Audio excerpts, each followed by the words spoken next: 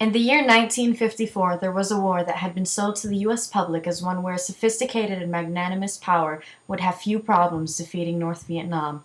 The protests in opposition to the war against this third world nation started to pick up when body bags began returning to America in increasing numbers.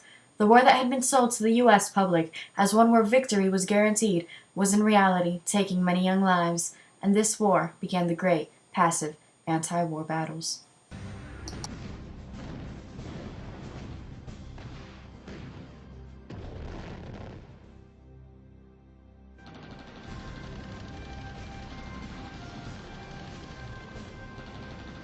One of the biggest and most renowned contributions was that of Desmond Doss, a conscientious objector who refused to carry a rifle due to his religious preferences, however, became the biggest hero in the American nation at the time. Drafted in April 1942, Doss became a medic for the Army, thus receiving the Medal of Honor. Prior to leaving the Army, he was diagnosed with tuberculosis and died at age 88 on March 23, 2006. Amazing grace, how sweet the sound that The first objections to the Vietnam War began in October 1965 when the government increased the draft.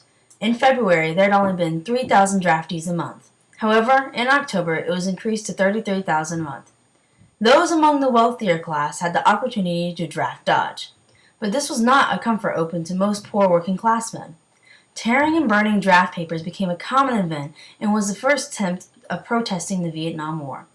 The most famous person to tear his draft card was a world-class heavyweight boxing champion, Muhammad Ali. He was drafted, and then he refused induction on the grounds of his religious convictions on war.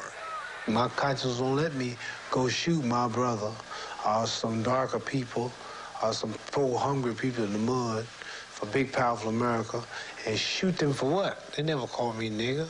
They never lynched me. They never put no dogs on me. They never robbed me of my nationality, raped and killed my mother and father. What, I'm going to shoot them for what? How can I go shoot them? Them little poor little black people, little babies and children and women. How can I shoot them poor people? Just take me to jail.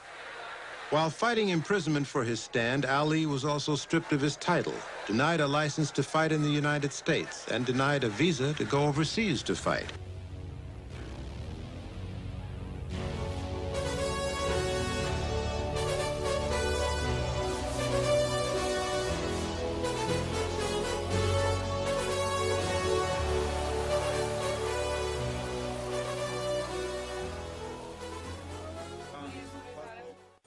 John Lennon's approach to protesting the war was through peaceful sit-ins and his music.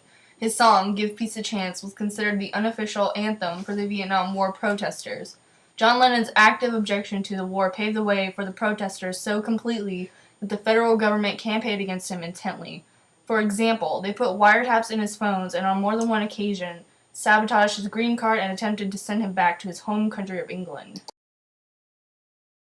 This is the best possible, most functional and effective way of promoting and protesting against violence that our minds combined could think of. This is an alternative to violence, is to stay in bed and grow your hair. Do it anyway, I say, any way you like, but peacefully. Nobody's ever given peace a complete chance. Gandhi tried it, Martin Luther King tried it, but they were shot. Think peace, you know, it's the only way.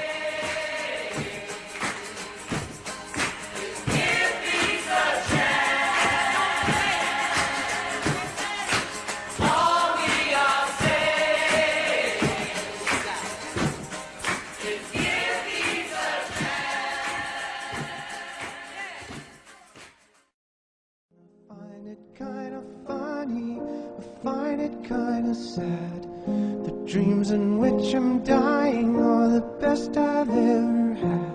I find it hard to tell you, I find it hard to take. When people run in circles, it's a very, very